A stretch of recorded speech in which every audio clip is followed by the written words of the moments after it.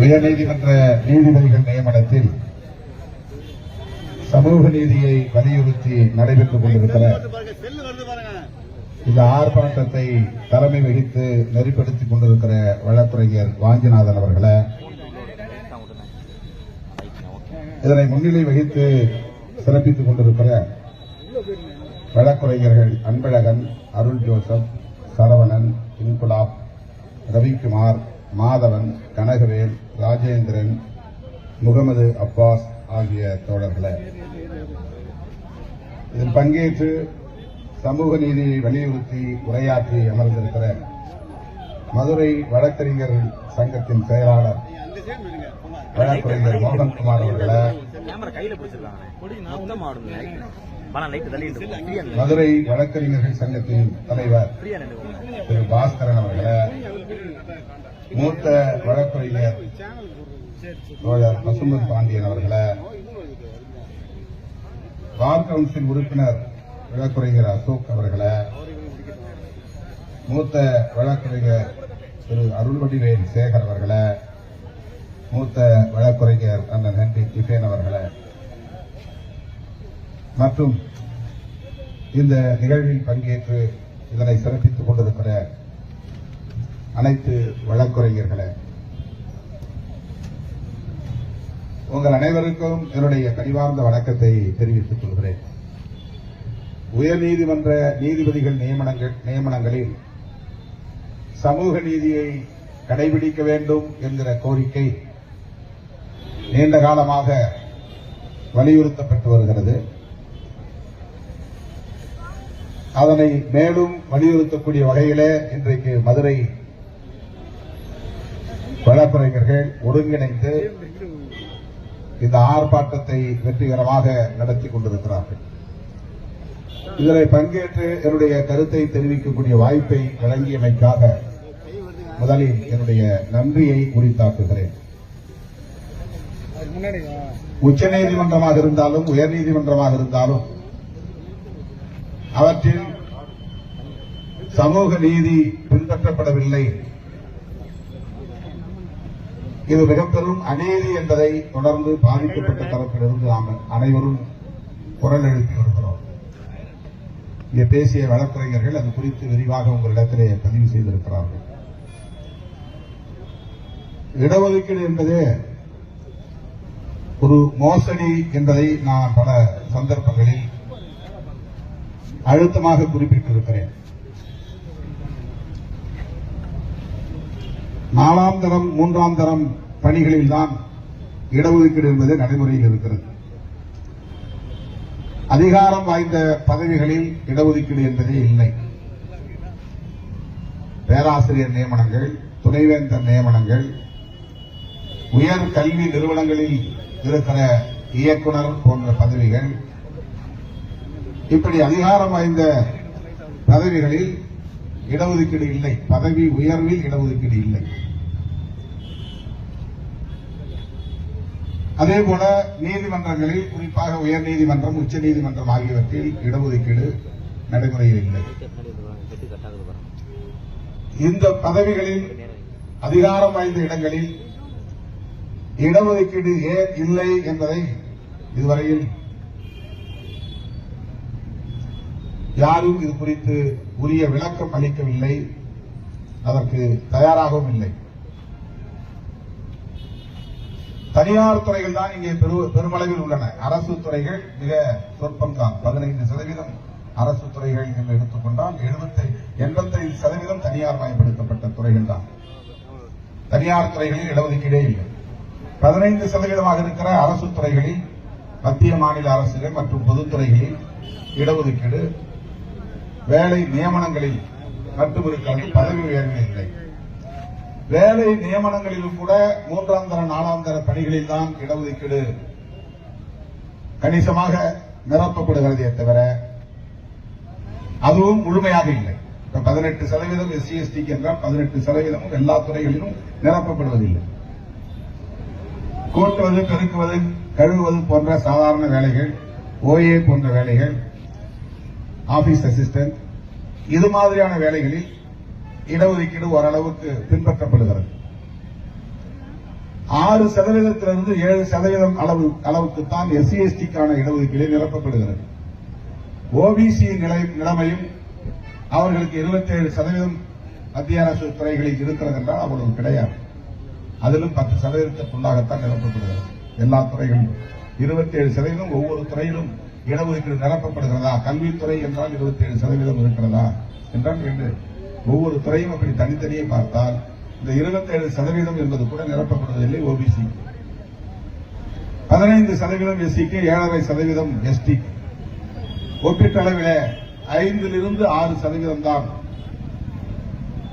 பதவி உயர்வில் இடஒதுக்கீடே கிடையாது. அதிகாரம் வாய்ந்த பதவிகளில் இடஒதுக்கீடே கிடையாது. ஆக தனியார் துறைகளில் இடஒதுக்கீடு இல்லை. அரசு மற்றும் பொதுத்துறைகளில் இடஒதுக்கீடு இருந்தாலும் கடைநிலை ஊழியர்களாக இருக்கக்கூடிய பதவிகளில் மட்டும்தான், நியமனங்களில் மட்டும்தான் இடஒதுக்கீடு இருக்கிறது. அந்த இடஒதுக்கீடும் 5 அல்லது 6% அளவில் தான் நிரப்பப்படுகிறது.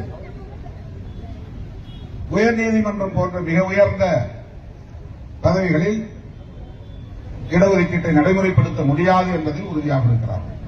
ஆகவே கூட்டி கழித்து பார்த்தால் இடஒதுக்கீடு என்பதே ஒரு ஏமாற்று வேலை, ஒரு மோசடி வேலை என்றுதான் தெரிய வருகிறது. சமூக நீதி என்பது முழுமையாக நடைமுறையில் இல்லை. மக்கள் தொகை அடிப்படையில் இடஒதுக்கீட்டை உயர்த்த வேண்டும், அதுவும் உயர்த்தவில்லை. SC ST மக்கள் தொகை இன்றைக்கு 2011 படி பார்க்க போனால் 21% தமிழ்நாட்டில் 21% இடஒதுக்கீடு இருக்கிறதா என்றால் இல்லை, உயர்த்தப்படவில்லை. கேட்டால் 50% மேல் உச்சநீதிமன்றம் இடஒதுக்கீட்டை வழங்கக்கூடாது என்று ஒரு உச்சவரம்பு விதித்துவிட்டது. ஆகவே அதை உயர்த்த முடியாது என்கிற ஒரு நிலை. தமிழ்நாட்டில் மட்டும் விதிவிலக்காக போராடி 69 என்கிற இடஒதுக்கீட்டை அரசமைப்பு சட்டம் அட்டவணை 9 இணைக்கப்பட்டிருக்கிறது ஒரு பாதுகாப்புக்காக. வேறு எந்த மாநிலங்களிலும் அப்படி இல்லை என்கிற ஒரு சொல்லப்படுகிறது. ஆனால் சில மாநிலங்களில், பீகார் போன்ற மாநிலங்களில் 70 விழுக்காட்டிற்கு நடைமுறைப்படுத்துகிறார்கள், அதை மீறி செய்கிறார்கள். இடஒதுக்கீட்டை உயர்த்த முடியாது என்பதற்கு உச்சநீதிமன்ற தீர்ப்பை காரணம் காட்டியவர்கள் EWS என்கிற ஒரு புது பிரிவை, முன்னேறிய சமூகத்தில் பொருளாதாரத்தில் நலிவடைந்த பிரிவினருக்கு இடஒதுக்கீடு வழங்குகிறோம் என்கிற பெயரில் 10% வழங்கியிருக்கிறார்கள். அந்த 10% உச்சநீதிமன்றத்தின் உச்சவரம்பை மீறுகிறதா இல்லையா என்று யாரும் விளக்கம் சொல்லவில்லை. அந்த 10% இதிலிருந்து எடுக்கிறார்கள். ஏற்கனவே நடைமுறையில் இருக்கிற 50%க்குள் இருந்து அதை பின்பற்றுகிறார்களா அல்லது 50 தாண்டி எடுத்து கையாளுகிறார்களா என்ற கேள்விக்கு விடையில் அந்த 50% உச்சவரம்பை மீறுகிற வகையில் அரசே, நாடாளுமன்றமே அவர்களுக்கென்று ஒரு சட்டத்தை உடனே கொண்டு வந்து நடைமுறைப்படுத்துகிறார்கள். ஆனால் SC ST OBC மைனாரிட்டிஸ்க்கான இந்த இடஒதுக்கீட்டை முற்றாக சிதைத்துவிட வேண்டும் என்று திட்டம் போட்டு அனைத்து பொதுத்துறைகளையும் தனியார் துறைகளாக மாற்றிக் கொண்டிருக்கிறார்கள். ரயில்வே, அதேபோல விமான நிலையங்கள், வங்கிகள், NLC போன்ற நிறுவனங்கள், பொதுத்துறை நிறுவனங்கள் எல்லாவற்றையும் தனியார் மயமாக்கிவிட்டால் அதிலே இடஒதுக்கீடு கேட்டு போய் நாம் நிற்க முடியாது. அதற்காக இனி போராட்டம் நடத்த வேண்டும். அது எத்தனை 10 ஆண்டுகள் கடந்து போகும் என்று தெரியாது. தனியார் துறையில் இடஒதுக்கீட்டை கொண்டு வர முடியுமா என்ற கேள்வியும் இருக்கிறது. ஆனால் இன்றைக்கு இருக்கிற ஆட்சியாளர்கள் ஒட்டுமொத்தத்திலே இடஒதுக்கீடு என்கிற கோட்பாடே கூடாது என்பதற்காகத்தான் EWS என்ற பெயரில் ஒரு இடஒதுக்கீட்டு சட்டத்தை கொண்டு வந்திருக்கிறார்கள். ஏனென்றால் ஏற்கனவே இருக்கிற இடஒதுக்கீட்டுக்கான கொள்கை என்பது சமூக நீதி கொள்கை. EWS என்பது சமூக நீதி கொள்கை அல்ல. அது சமூக நீதி அடிப்படையில் கொண்டு வரப்பட்ட இடஒதுக்கீடு அல்ல. ஆகவே இடஒதுக்கீட்டுக்கான அடிப்படை கோட்பாடு சமூக நீதி என்பதை நீர்த்து போக செய்வதுதான். அது இல்லை, அது மட்டுமே கிரைட்டீரியா இல்லை என்று அதை மறுதளிப்பதுதான், அதை செயலிழக்க வைப்பதுதான் ஆட்சியாளர்களின் நோக்கமாக இருக்கிறது. அதற்காக கொண்டு வரப்பட்டதுதான், ஏழை மக்களுக்காக கொண்டு வரப்பட்டதல்ல. ஏழை மக்களுக்கு இடஒதுக்கீடு தேவையில்லை. பொருளாதார அடிப்படையில் அவர்களுக்கு கடனுதவி செய்யலாம், உதவித்தொகை வழங்கலாம், வேறு வருமான வரம்பு உயர்த்தி அவர்களுக்கு அரசு சலுகைகளை செய்யலாம். இப்படித்தான் ஏழை எளிய மக்களுக்கு செய்ய வேண்டிய செயல் திட்டங்கள். ஆனால் இடஒதுக்கீட்டிலே பொருளாதாரத்தை ஒரு அளவுகோலாக கொண்டு வருகிறார். இடஒதுக்கீட்டிற்கு பொருளாதார நிலையை ஒரு அளவுகோலாக கொள்ளக்கூடாது என்பதுதான் கான்ஸ்டிடியூயன்ட் அசம்பிளியிலே விவாதிக்க பெற்று புரட்சியாளர் அம்பேத்கர் போன்ற அன்றைய சமகால தலைவர்கள் விரிவாக விவாதித்து எக்கனாமிக்கல் ஸ்கேல் என்பது கூடாது. சோசியல் ஸ்டேட்டஸ் என்பது மட்டும்தான் சமூக நீதிக்கான ஒரு அடிப்படை நியதியாக இருக்க முடியும். இந்த சமூகத்தில் சாதி இருக்கிற வரையில் சமத்துவம் இருக்காது. ஆகவே அந்த சமத்துவத்தை கொண்டு வருவதற்கு சமூக நீதி என்கிற கோட்பாடு தேவைப்படுகிறது என்கிற அடிப்படையில் தான் பொருளாதாரத்தை அளவுகோலாக கொள்ளக்கூடாது என்று பண்டிட் ஜவஹர்லால் நேரு போன்ற தலைவர்கள், புரட்சியாளர் அம்பேத்கர் போன்ற தலைவர்கள், அன்றைய சமகால தலைவர்கள் விரிவாக விவாதித்து அதை மறுதளித்தார்கள், நிராகரித்தார்கள். பொருளாதார அளவுகோல் கூடாது என்பதை உறுதிப்படுத்தினார்கள். ஆனால் இன்றைக்கு EWS எதற்காக வந்தது என்றால் அந்த கிரைட்டீரியாவை தகர்க்க வேண்டும் என்பதுதான். சமூக நீதி என்பது சாதி அடிப்படையிலானதாக இருக்கிறது. அதனால் உயர் சாதி மக்களுக்கு மறுக்கப்படுகிறது, வாய்ப்பு மறுக்கப்படுகிறது. SC ST மற்றும் OBC மைனாரிட்டிஸ் மட்டும் இடஒதுக்கீட்டு பயன்களை பெறக்கூடியவர்களாக இருக்கிறார்கள்.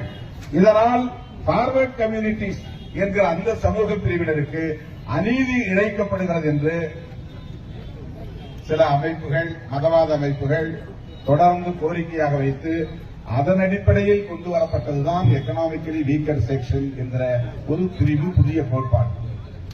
இதை எதற்காக சொல்லுகிறேன் என்றால் சமூக நீதி என்கிற கோட்பாட்டையே சிதைக்கிற முயற்சி அது.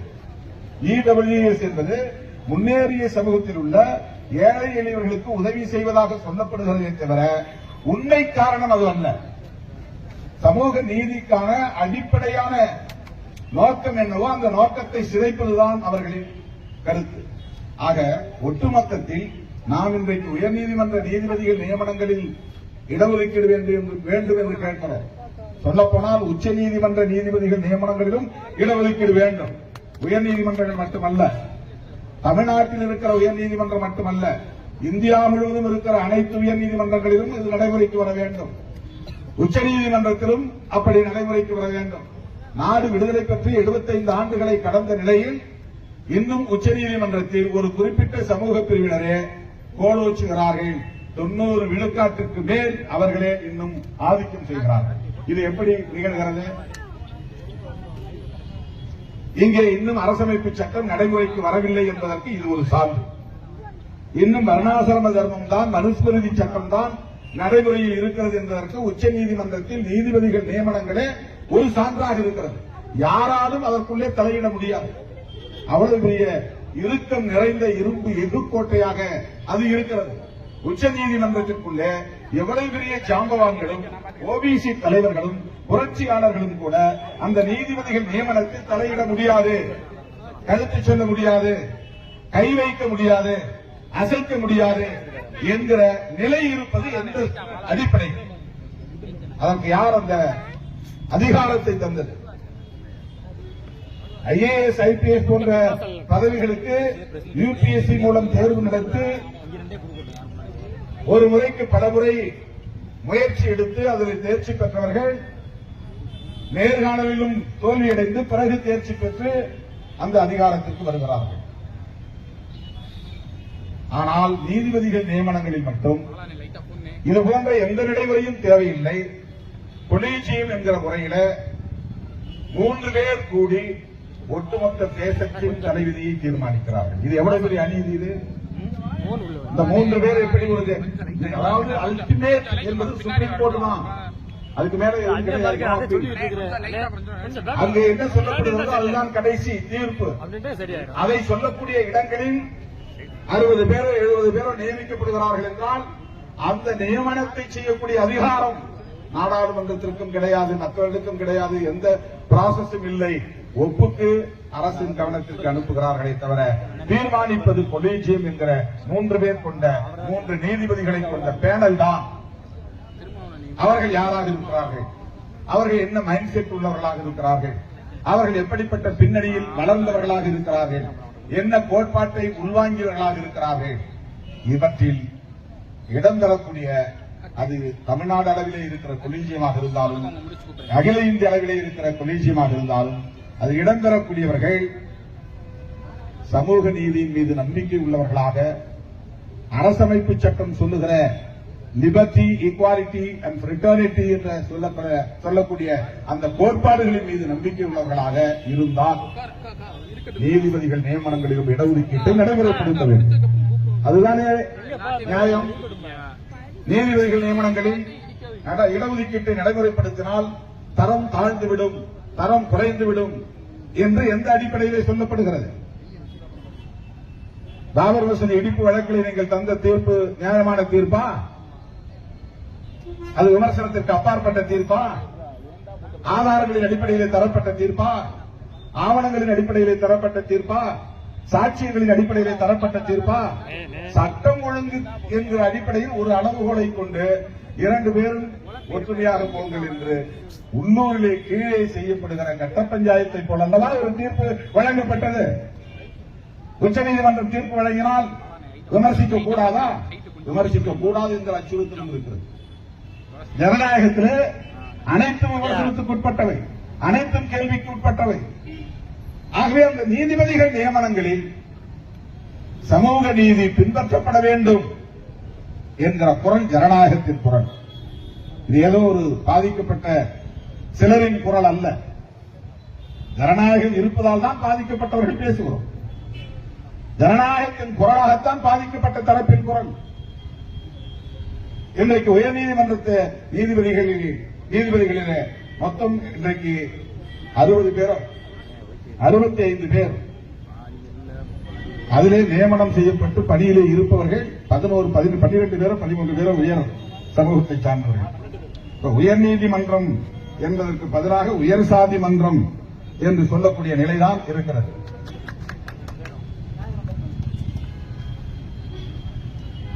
அந்த கொலீஜியத்திலே இருப்பவர்களை சாட வேண்டும் என்பதல்ல எங்களுடைய நோக்கம். நியமனங்களில் சமூக நீதி பின்பற்றப்பட வேண்டும் என்பதுதான் எங்கள் கோரிக்கை.